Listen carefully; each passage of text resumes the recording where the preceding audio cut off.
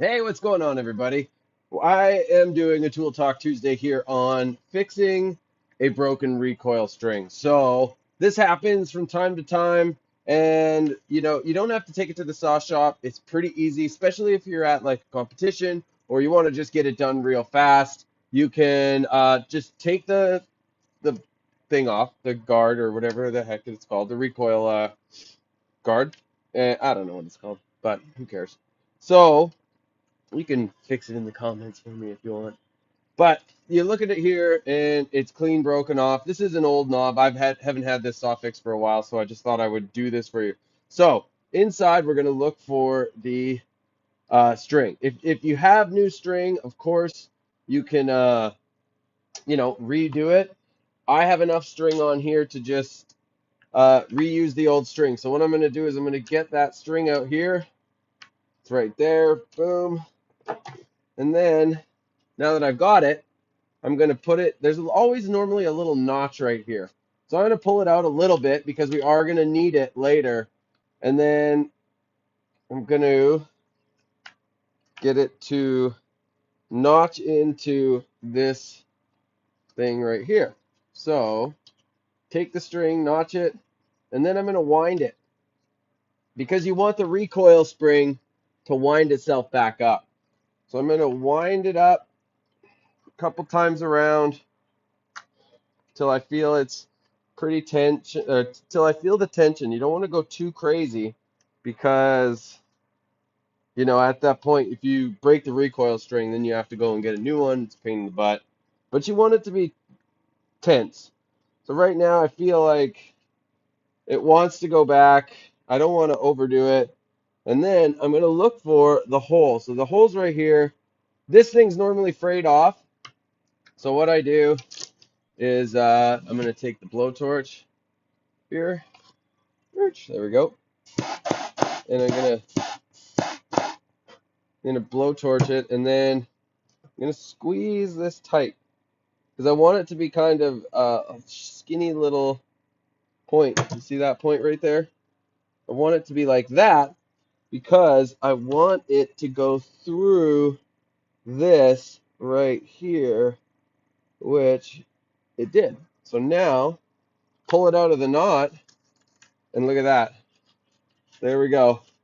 So we've got the tension there. I'm going to put it through here. This is a bigger, a little bit too, oh, almost lost it. Little bit too big of a handle, but you know what? Whatever. It's fine. And this is going to be fine. So I'm going to pull it tight. And then I like to do a couple of good knots. Something maybe like fishing wise or something that I know is going to, you see that? Not that knot. You're going to go through it like this and then through it again. And hopefully that'll be enough right at the top. See there, now it's a big, big old knot. And then I look in here, that should block through that hole. And then what I sometimes like to do is just give that a little bit of heat.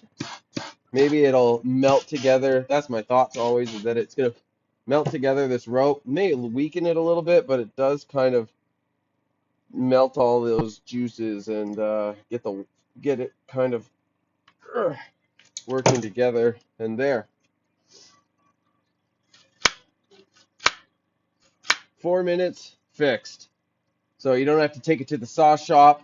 You just have to take the 4 screws off the mounts, and then if it's, say it's the 361, this bar mount actually mounts to it. So you got to take that off. Then you just put it back on, and then it'll clip into the clip system that is going to pull your piston over to start your saw. So this is a great little fast way to fix your recoil. So don't be scared if you've never broken, or if you've broken your recoil and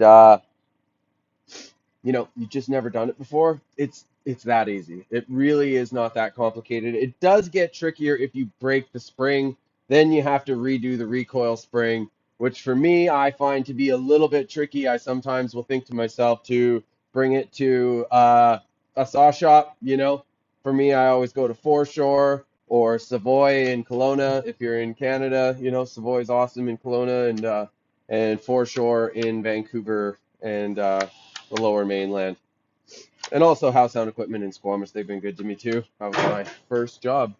Woo! It's stormy here today. So, fixing a recoil string, like I said, just go over it quickly one more time. Locate where the broken string is. Get it to notch it with the little notch there. Tighten, tighten, tighten. You'll feel it tighten, or you'll feel it, the recoil like coil back. Do it until you feel like it's good and you think there's going to be enough tension to pull it back, because you don't want to underdo it, because if you underdo it, then the recoil will only go like halfway and it just doesn't work as good, and you don't want that. You want it to be perfect tension, not too tight, not too loose, but this is a fast, effective way. We've done it in less than, we did it in 4 minutes. You know, maybe it's going to be 6 minutes with taking off the screws.